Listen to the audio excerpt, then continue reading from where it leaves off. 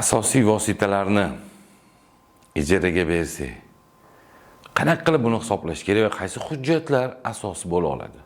Bugun aynan shu haqida gaplashamiz. Assalomu alaykum. Bugun aynan shu haqida gaplashib o'tamiz. Ya'ni korxona o'zini aktividagi bo'lgan asosiy vositalarni birovga ijaraga bersa bo'ladimi? Agar mumkin bo'ladigan bo'lsa, buxgalteriya buni qanday aks ettirishi lozimligi va qaysi hujjatlarga asoslangan holatda ish olib borishini ko'rib o'tamiz. To'g'ri, korxonani bugungi o'tadigan mavzum aynan asosiy faoliyati ijaraga berishdan emas. Korxona ishlab chiqarish bilan shug'ullanadi, savdo bilan shug'ullanadi yoki boshqa bir yo'nalishlarda faoliyat olib boradi. O'zida misol binosi bor, ma'lum bir qismini ijaraga berib qo'ymoqchi. Avtotransport vositasi bor, korxona boshqa korxonaga yoki boshqa bir shaxsga ijaraga bermoqchi. Korxona o'zining texnikasi bor. Umuman olganda bu narsani qanaqa qilib buxgalteriya to'g'ri amalga oshirishi lozimligi haqida gaplashib o'tamiz. Endi korxona o'zini tasarrufida bo'lgan xohlagan aktivini o'z daromad qilish maqsadida xohlagandagi tasarruf, ishlatish imkoniyatiga ega. Misol uchun konditsioneri bor, uni xolasa sotsin, xolasa uni kimgadir arendaga bersin. Avtotransport vositasi bor, u asosiy vosita, xolasa uni sotsin, xohlasa kimgadir ijaraga bersin. Bugungi mavzuyimiz esa aynan ijara, faqat faoliyat ijara emas. Shuning uchun ozgina farq qilishi mumkin bo'ladi. Endi qanaqa holatlar vujudga keladi?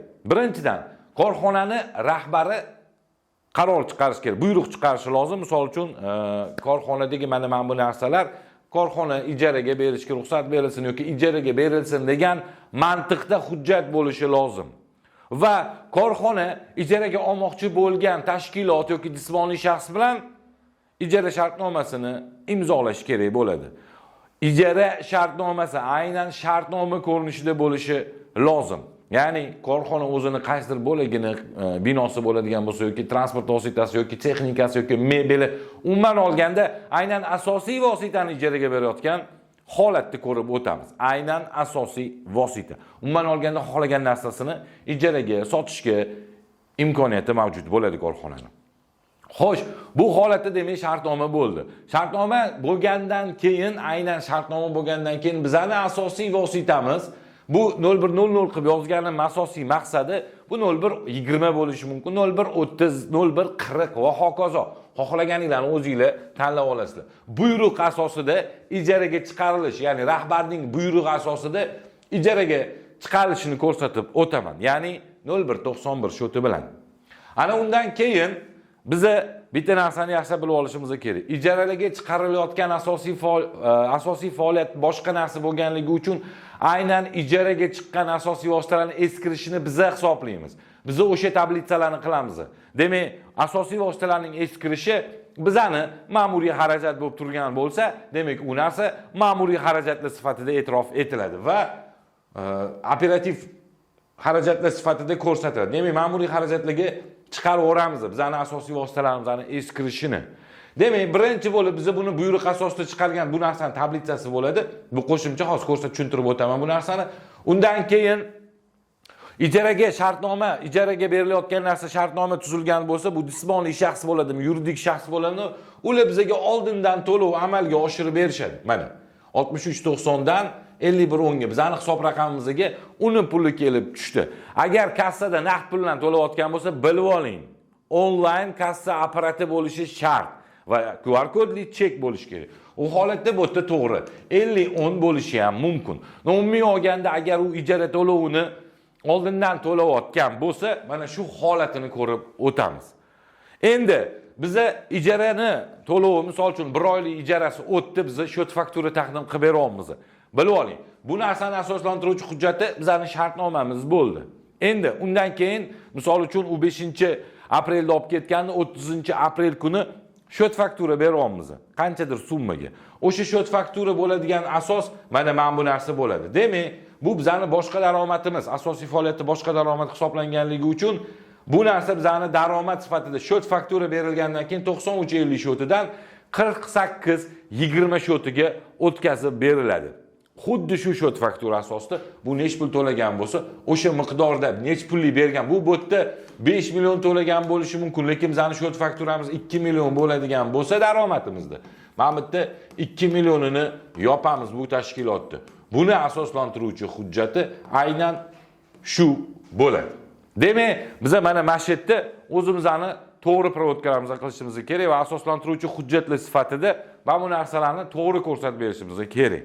Ana endi mana bu narsaga keladigan bo'lsak, aynan bu yerda 94-30 yoki 94-20 sifatida sizlar o'zingizlarni ma'muriy xarajatlaringizni hisobga olishingiz mumkin.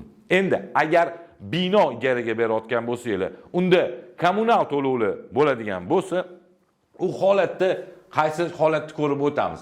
Birinchi bo'lib, kommunal to'lovlarning shot fakturasi kelgandan keyin biz aynan xaridorga chiqib ketayotganini, ya'ni qoplanish masalasini ko'tarib ularga qoplanadigan xarajatlar sifatida shot faktura berganimizdan keyin bizga kelgan shot faktura aynan bizning joyimiz bo'ldi. Bizga kelgan shot fakturani ularga taqdim qilib beramiz, qoplanadigan xarajat sifatida. Undan keyin ular bizga to'la berishadi. Endi esa hisobga olgan holatda qanaqadir savollaringiz bo'ladigan bo'lsa, aynan ijara masalasida yoki o'zingizlarda bir narsa o'xshamayotgan bo'lsa, bemalol murojaat qilishingiz mumkin. Kelasi darslarda ko'rishguncha salomat bo'ling, bo'lajak buxgalterlar.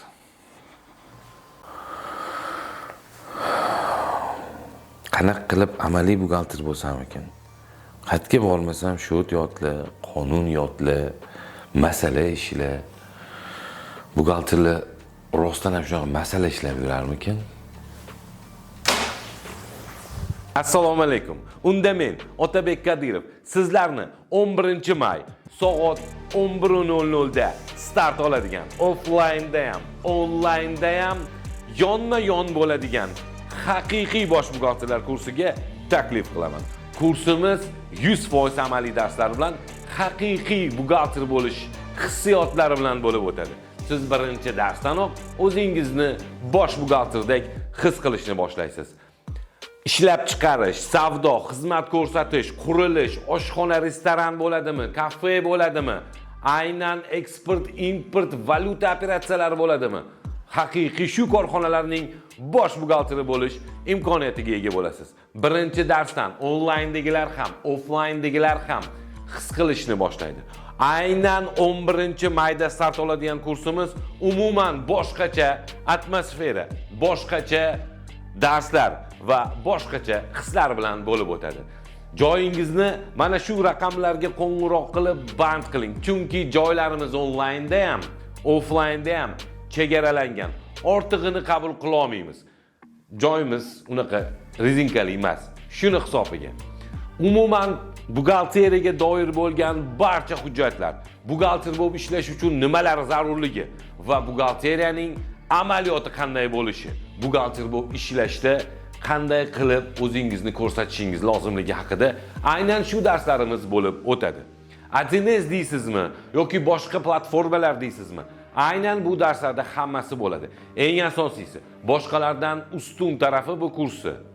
Bu barcha darslar video tasmalarga yozilib, o'zingizga yuborib qo'yiladi va bemalol uyingizda darsdan keyin, darsdan oldin tomosha qilib, yana ham o'zlashtirish imkoniyatiga ega bo'lasiz. Demak, 11-may soat 11:00 da diydor ko'rishguncha salomat bo'ling, haqiqiy bosh buxgalterlar.